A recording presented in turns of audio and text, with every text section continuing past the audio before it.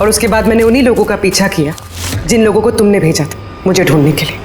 और फिर मैंने उस नकाबपोश आदमी को देखा और उसका भी पीछा किया।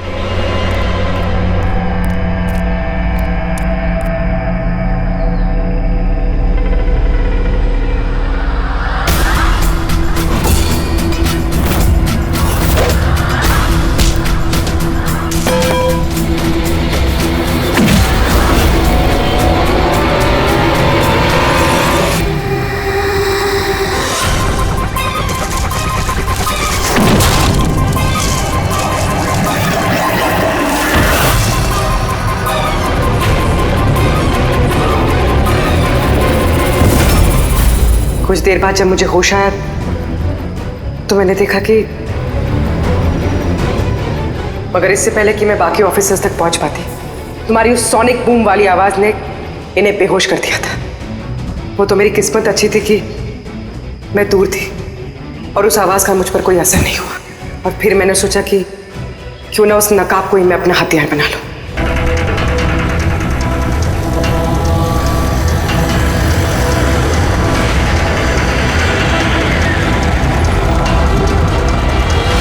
ए भाई, गाड़ी आगे ले।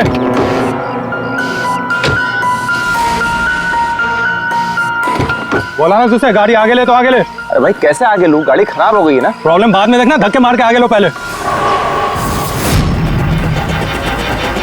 अरे आप लोग भी मदद कीजिए। हम क्या मदद करें, तुम जल्दी।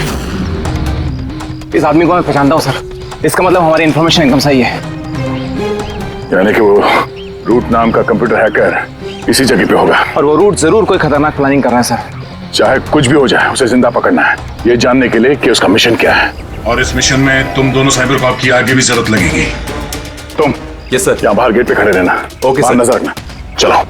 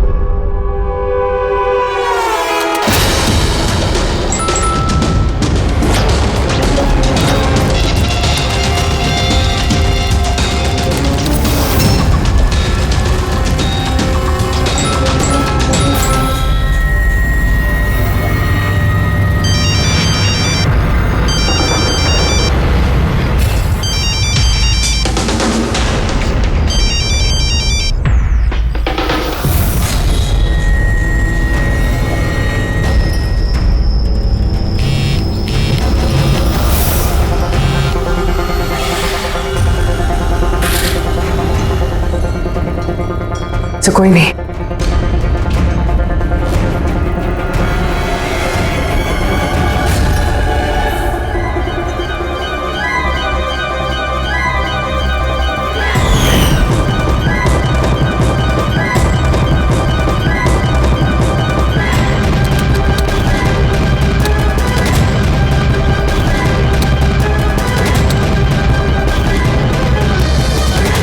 आप रेडी? सर सब जगह देख लिया, यहाँ पे कोई नहीं है। खबर तो गलत नहीं हो सकती, यहीं कहीं होना चाहिए। चलो देखते हैं।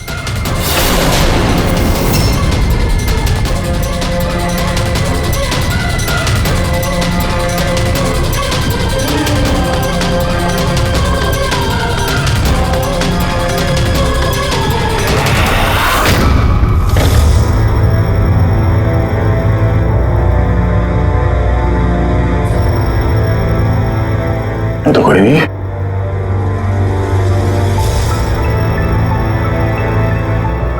शहर अभी भी गर्म है, लगता है यहाँ पे कोई था अभी। मगर सर एन मौके पे भाग कैसे निकला? सर हम लोग तो चारों तरफ से बंगले के अंदर घुसे, किसी को बाहर भागते हुए नहीं देखा है। सर हाँ सर ये मॉनिटर देखिए, ये तो घर के आसपास की फुटेज चल रही, कहीं वो हमें देख के भाग तो नहीं गया? हो सकता है वो ज्यादा दूर नहीं गया होगा। जरा इस जगह को अच्छी तरह से चेक करो, और पूर्वी इस कंप्यूटर को चेक करो, देखो क्या मिलता है। तब तक मैं गेट पे जाके देखता हूँ।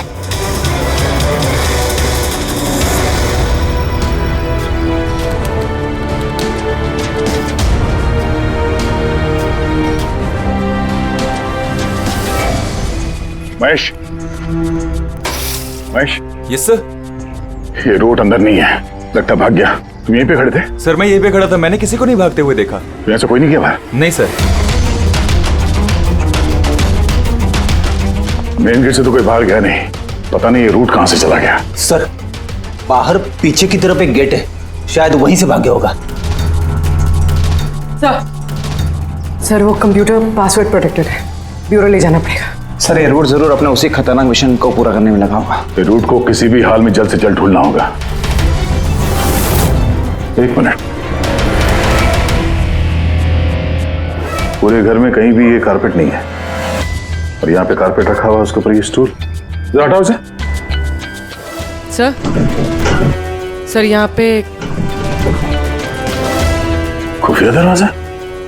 बड़ी, तुम यही रहो इनके साथ, हम लोग अंदर देखते हैं।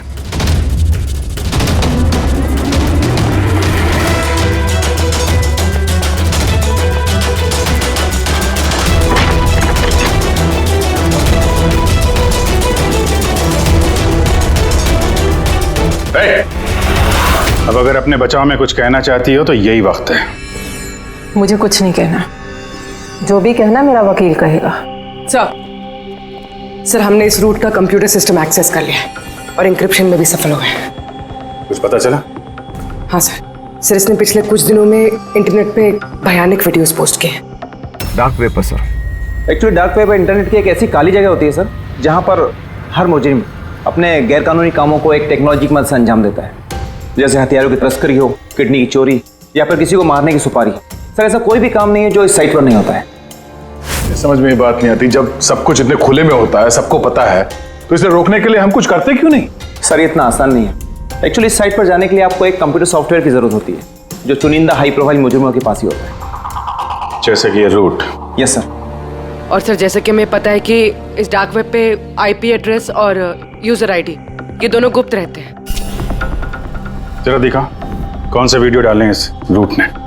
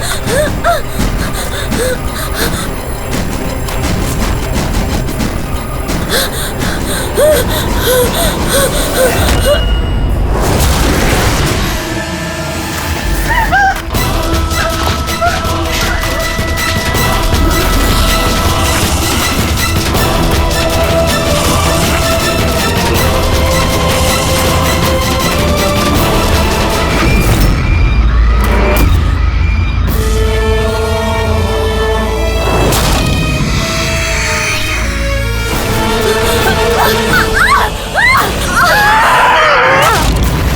अरे बाप रे, ये तो किसी डरावनी फिल्म का भयानक सीन है।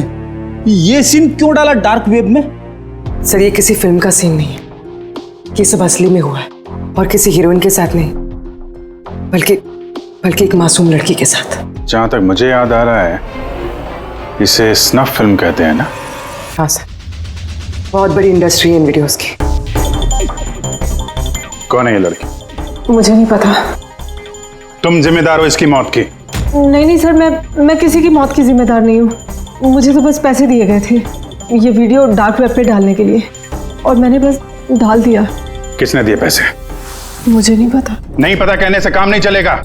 एक लड़की की जान गई है। सर मेरे यकीन कीजिए, ऑनलाइन पैसे ट्रांसफर किए गए थे मेरे अकाउंट में। किसने किए मुझे कुछ नहीं पता। पता नहीं है तो पता करो। कंप्यूटर की बहुत बड़ी महारथी हो ना, ये पता करना तुम्हारे लिए कोई मुश्किल काम नहीं है। पता करो। अभिजीत, अगर कोई इस तरह का फिल्म बना के अपलोड कर रहा है तो हमें जल्द से जल्द उस तक पहुंचना होगा जो ये मौत का खेल खेल रहा है। एक काम करते हैं, इस लड़की की फोटो सभी पुलिस स्टेशन में भेज देते हैं। एक बार पता चल जाए लड़की कौन है, सारा मामला साफ हो जाएगा।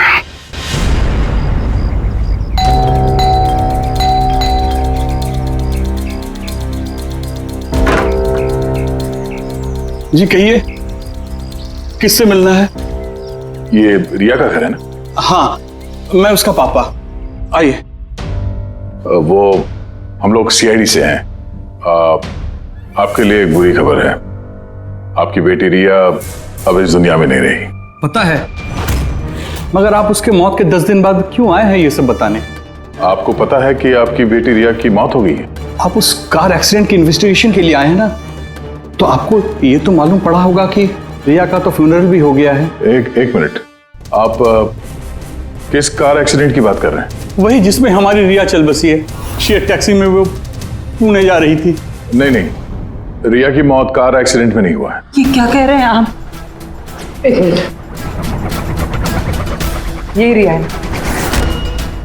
हाँ, ये रिया ही है। एक्सीडेंट वाले दिन उसने यही कपड़े पहने थे। एक मिनट, सॉरी बाबू, लगता है कुछ कंफ्यूजन है।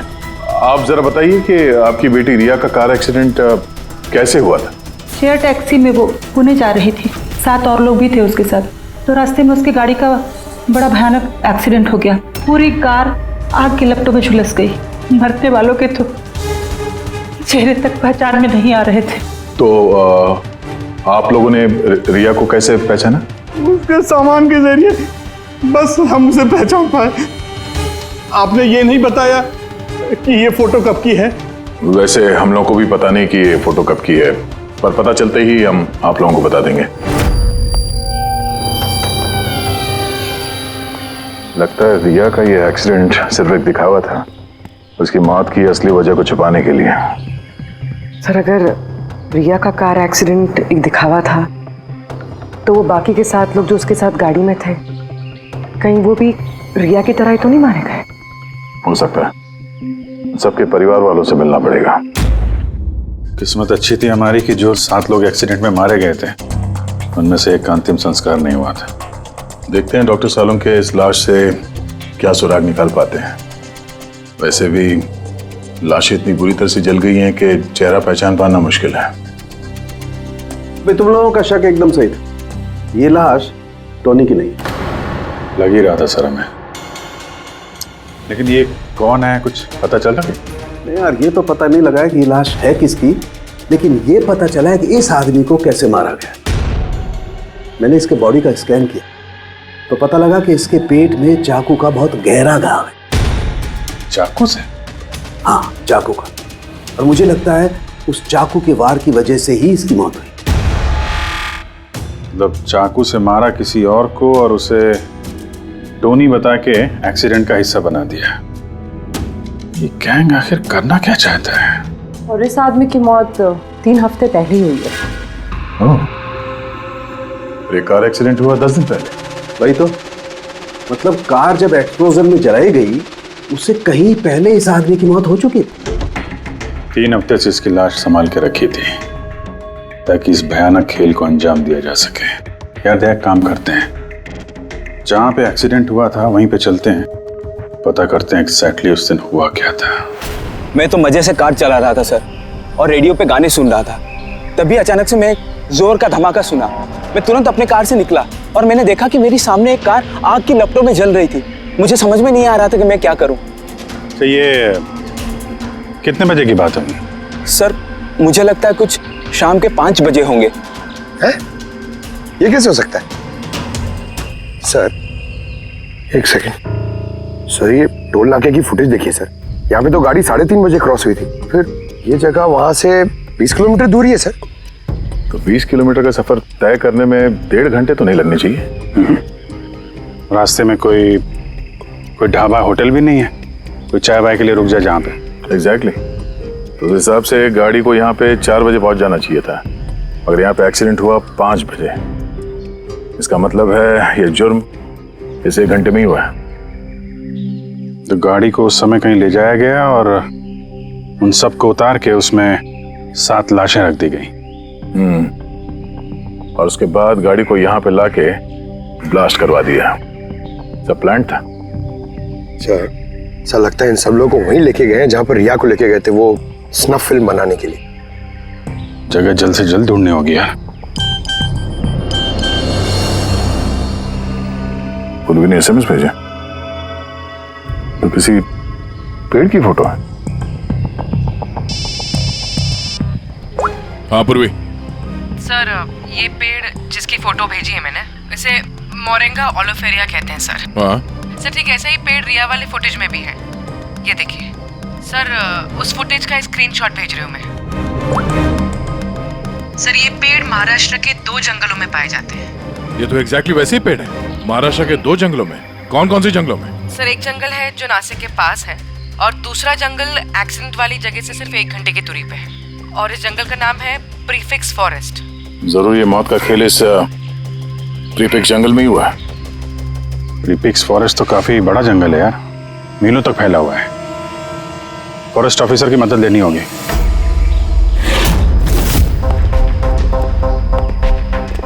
इस जंगल में ये सब हो रहा है, यकीन नहीं होता है। क्या आपकी इंफॉर्मेशन पक्की है ऑफिसर? पक्की नहीं होती तो यहाँ तक आते नहीं हम लोग। आप बताइए कुछ हाल फिलहाल में ऐसी कोई घटना आप लोगों ने कुछ सुनी हो, कुछ देखी हो, जंगल के अंदर कुछ हुआ हो? बिल्कुल नहीं, और अगर ऐसा कुछ होता तो हम जरूर उस पर ध्यान देते। चलो कोई नहीं, फिर भी अपनी तसल्ली के लिए एक बार हम जंगल देखना चाहेंगे। श्योर।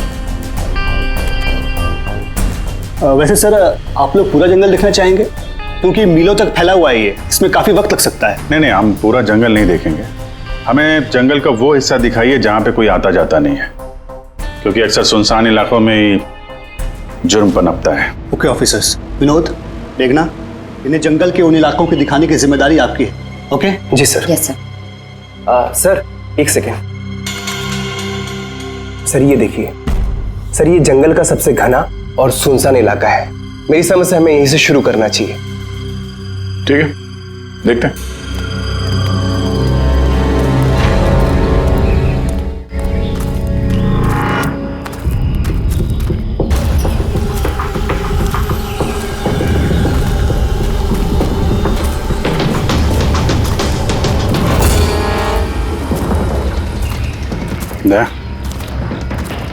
यहाँ पेड़ पे देखा?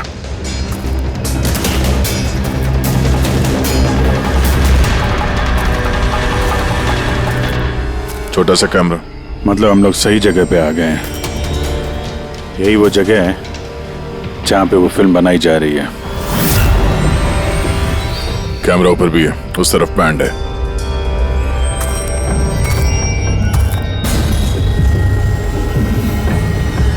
शायद इस कैमरे से कुछ पता चले उनके अड्डे के बारे में। नहीं अभिजीत, ये तो हाई एंड वायरलेस कैमरा है।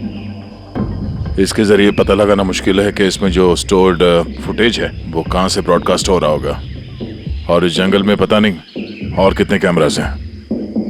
देखते हैं, आगे शायद कोई कैमरा मिल जाए जिससे कुछ पता चले।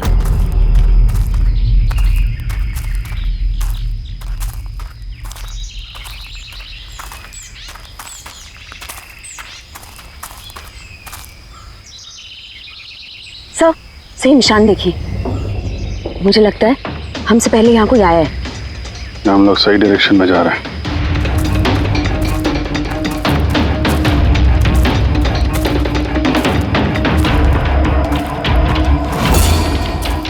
सर ये निशान यहीं तक है सर, इसका मतलब उनका अड्डा यहीं कहीं है।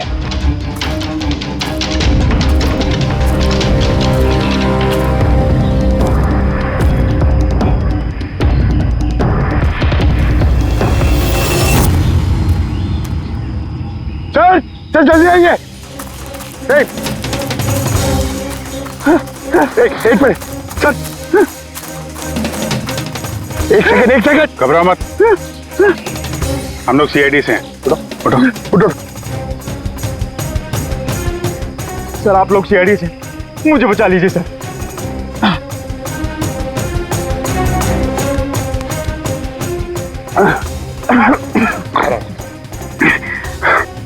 यहाँ फंस कैसे गए तुम? सर मुझे इस जंगल से बाहर निकलने का रास्ता नहीं मिल रहा सर, उस खूनी ने एक एक करके सबको मार दिया। तुम लोग यहाँ आए कैसे? हम शेर टैक्सी में सवार होकर सफर कर रहे थे कि अचानक हमारी गाड़ी पंक्चर हो गई और कार रुक गई। सड़क पर पहले से किसी ने कीले और कांच के टुकड़े रखे हुए थे सर। फिर इसके बाद कुछ लोग आए जिनके चेहरे नकाब से ढके हुए थे और जब तक हम कुछ कर पाते उन्होंने हमें बेहोशी के इंजेक्शन लगा दिए। और जब मुझे होश आया तो मैं इस घने जंगल में था सर। सर मैं ही जानता हूँ कि इस जंगल में मैं भूख प्यास से कैसे रहा हूँ। कभी लकड़ी खाई तो कभी पेड़ के पत्ते, और जब भी किसी के चिल्लाने की आवाज़ आती तो समझ जाता किसी की जान चली गई। यहाँ जगह जगह कैमरे लगे हुए हैं। तुम्हारी किस्मत अच्छी थी कि तुम उनके पकड़ में नहीं आए। सर पकड़ इसलिए नहीं पाए क्योंकि उन्होंने एक कैमरा मेरे कमीज के बटन में लगाया हुआ था और वो बटन मैंने तोड़कर फेंक दिया। शायद इसी वजह से वो मुझे ढूंढ नहीं पाए। तुम्हें अंदाजा है कि बाकी के लोगों में कितने लोग जिंदा हैं अभी तक? मालूम नहीं सर, पर कल रात जब मैं पेड़ पर बैठा हुआ था मुझे किसी के चीखने की आवाज़ आई थी।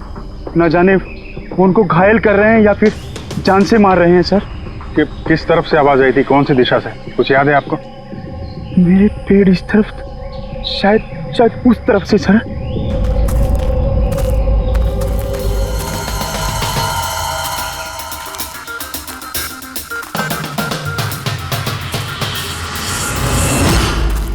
सर खून,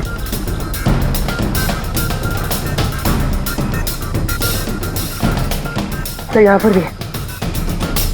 इसका मतलब उनमें से कोई घायल है। किस तरफ गया होगा? सर ये देखिए, खून के कुछ निशान इस तरफ भी जा रहे हैं। इस तरफ भी खून का निशान है और इस तरफ भी है, दोनों तरफ है। दोनों तरफ देखना पड़ेगा। पंकज, पूर्वी, तुम लोग इधर देख लो, हम लोग इधर देख लेते हैं। विनोद तुम इनके साथ जाओ, और हाँ हर आधे घंटे में अपडेट दे देना, ठीक है? आप आइए।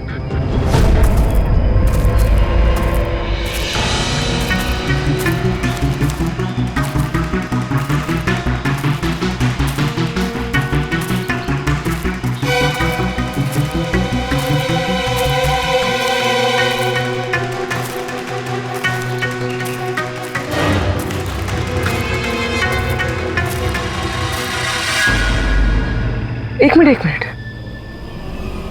वो क्या है?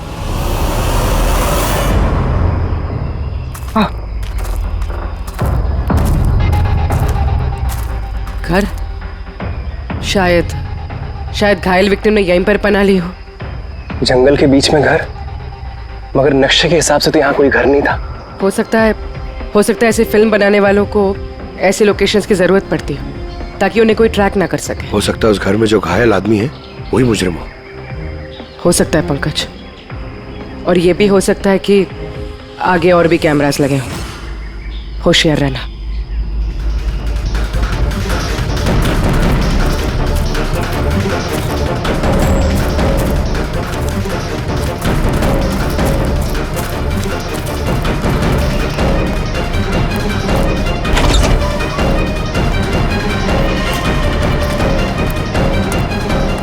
पंकज, टॉर्च।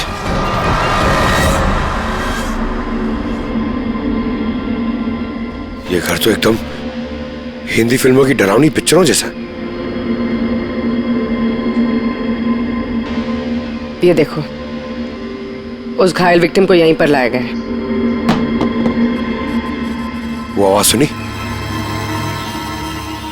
अंदर से आ रही है।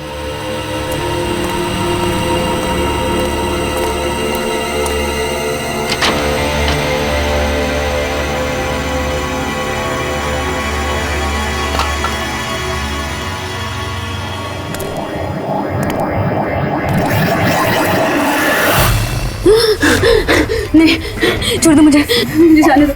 बाहर आओ। मेरे पास मत आना, मैंने कुछ नहीं किया। देखो, हम लोग सीआईडी से, घबराओ मत। आओ, कुछ नहीं होगा तुम्हें। आजा आजा।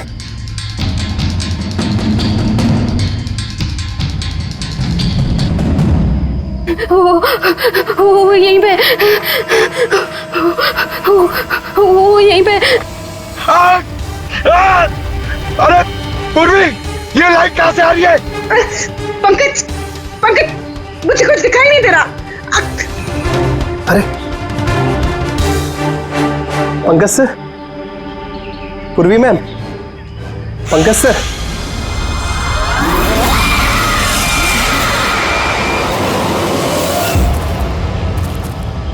सर, खून के निशान तो यहाँ के खत्म हो गए।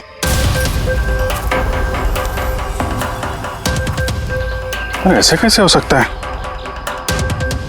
घायल आदमी अगर यहाँ पर आएगा तो यहाँ से अचानक कैसे गायब हो जाएगा? शायद वो मुजरिमों के हाथ लग गया हो यहाँ इस पॉइंट पे पहुंचने के बाद। हो सकता है।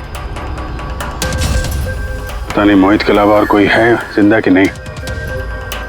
1 घंटा हो गया तो पूर्वी और पंकज का कोई फोन कॉल नहीं है।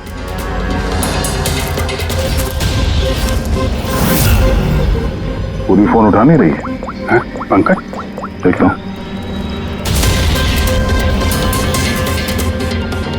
पंकज भी फोन नहीं उठा रहा है। और यार किसी मुसीबत में नहीं है दोनों? चलो चल के देखते हैं। चलो। यहाँ पे खून इस तरफ गए थे।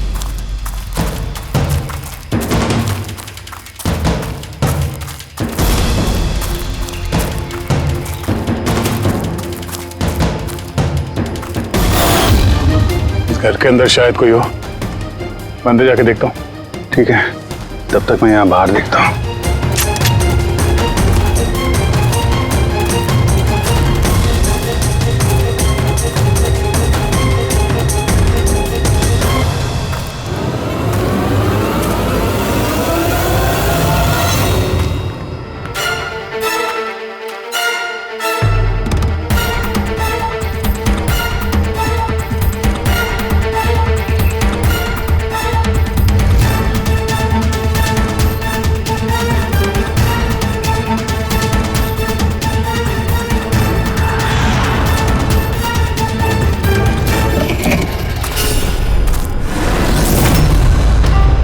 पंकज कब आएगा?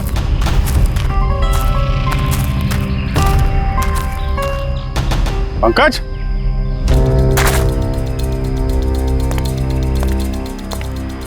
पंकज,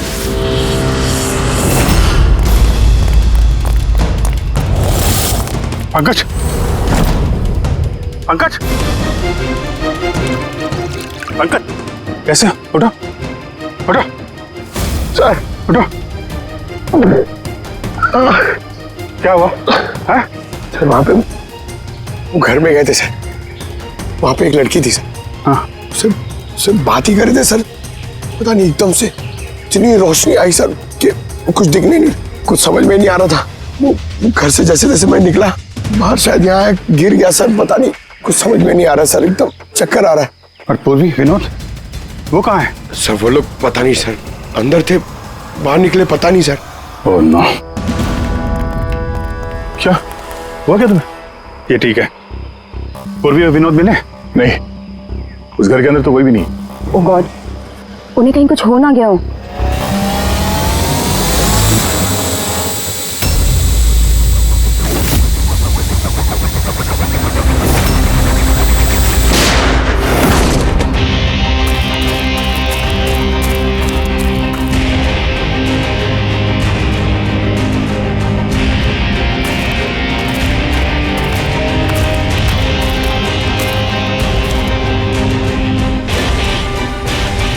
ये सब तो बड़ा मुश्किल होता जा रहा है।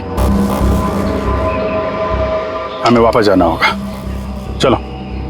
क्या मतलब? देखो दया, हमें ये नहीं मालूम है कि अपराधियों की तादाद कितनी है, कितने कैमरे लगा रखे हैं यहाँ पे, कितने हथियार हैं उनके पास। ऊपर से हम पे हर वक्त नजर रखे हुए हैं। अभी फिलहाल हम उनसे मुकाबला करने की तैयारी में नहीं है। और पूर्वी, उसे यहाँ पे अकेला छोड़ के चले जाएंगे हम लोग, हैं? यार दया देखो, पूर्वी उनके चंगुल में फंस चुकी है। हम उसको बचाने जाएंगे तो हम भी नहीं बच पाएंगे। अभिजीत क्या हो क्या गया तुम्हें? कुछ याद है सीआईडी में हमें पहले क्या सिखाया था? यही कि सबसे पहले अपने साथी को पीछे मत छोड़ना, चाहे वो जिंदा हो या मर चुका हो। अरे यार, हर लड़ाई रूल बुक के हिसाब से नहीं लड़ी जा सकती। हमें यह भी सिखाया गया था कि प्रेजेंस ऑफ माइंड का इस्तेमाल करना अलग अलग परिस्थितियों में। आई एम सॉरी, तुम्हारे इस थॉट से मैं एग्री नहीं करता। आई एम सॉरी, तुम्हें जाना है तुम जा सकते हो, बिना पूर्वी के मैं यहाँ इस जंगल से बाहर नहीं जाने वाला। जिद मत करो दया, हमें यह भी नहीं मालूम है कि पूर्वी जिंदा है कि नहीं। अभिजीत वो एक सीआईडी ऑफिसर है, इतनी आसानी से हार मानने वाली नहीं है। वो बेचारी अकेली लड़ रही होगी उन मुजरिमों से, और अब जब उसे सबसे ज्यादा जरूरत है हमारी, हम पीठ दिखा के भागेंगे यार। ज्यादा जरूरी यह है कि जो लोग उस गिरोह के कैद में नहीं आए हैं उनको बचाया जाए। और तुम्हें पूर्वी की इतनी परवाह है, तुम जिद मत करो, मेरे साथ चलो, हम लोग अच्छी प्लानिंग बना के वापस आएंगे। चलो। इसे हो क्या गया? सर अभी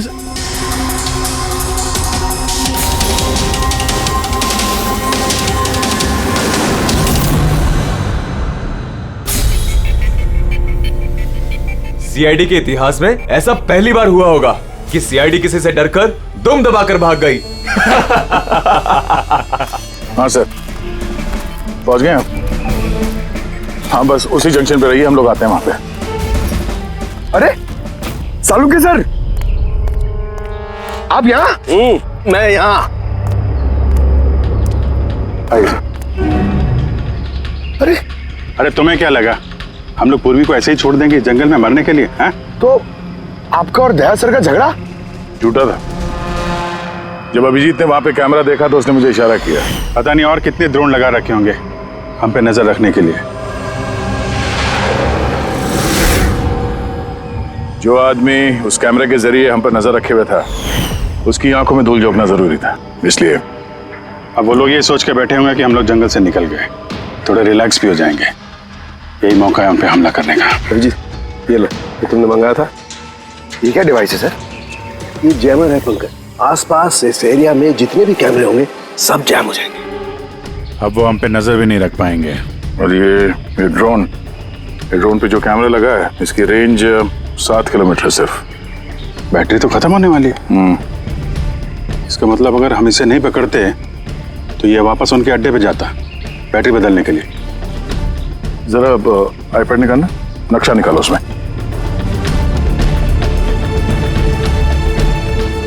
ये वो जगह है जहाँ पे हमें ये ड्रोन मिला था, और इसके पास ही वो बंगलो है।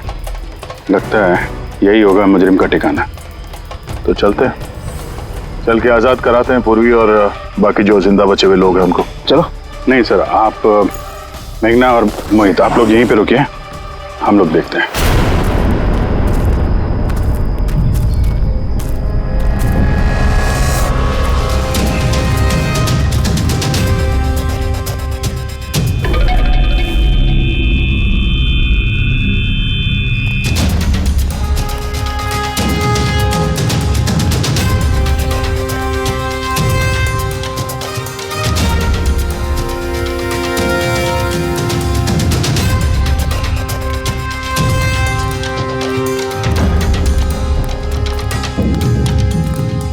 यार, पूरा सिस्टम बंद कैसे हो गया?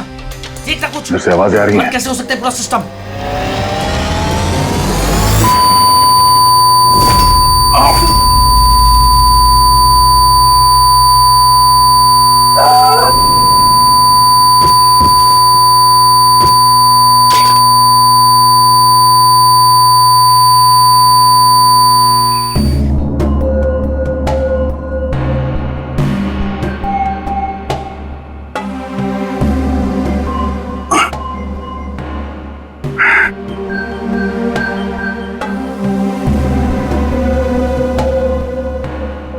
पंकज,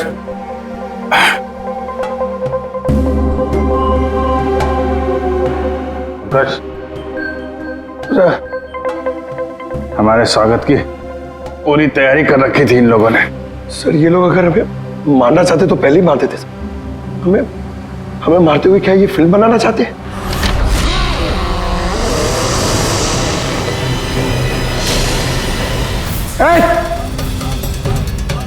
सच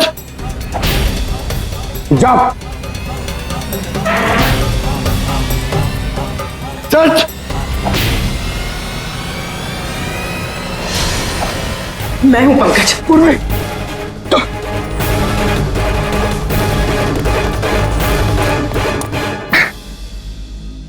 तुम ठीक हो? हाँ सर। बोलो किधर है? सर उस तरफ।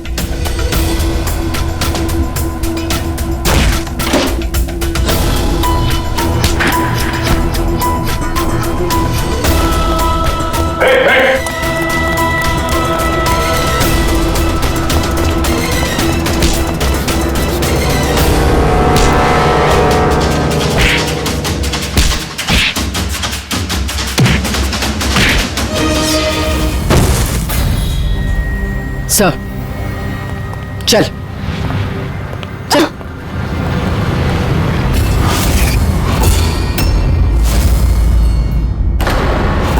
मेघना तुम?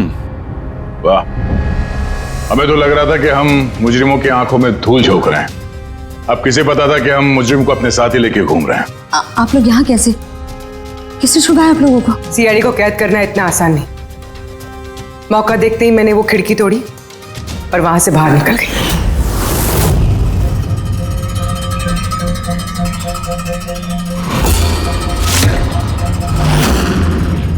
और उसके बाद मैंने उन्हीं लोगों का पीछा किया जिन लोगों को तुमने भेजा था मुझे ढूंढने के लिए। और फिर मैंने उस नकाबपोश आदमी को देखा और उसका भी पीछा किया।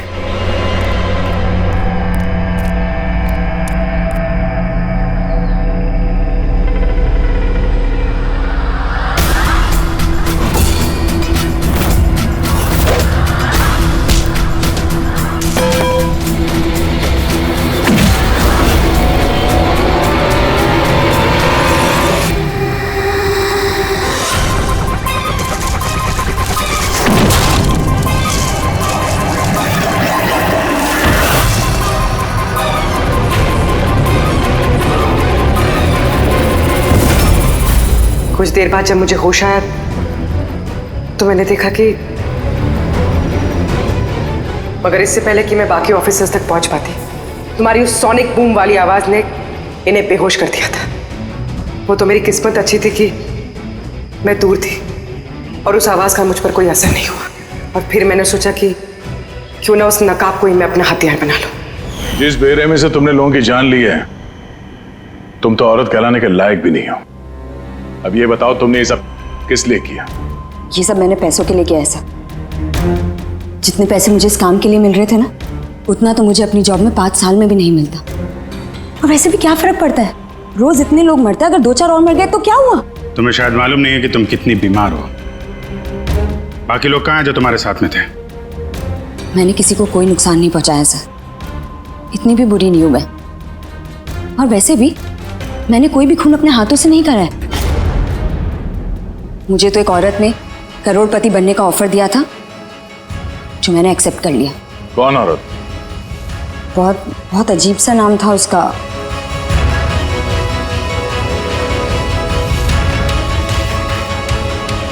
रूट। रूट?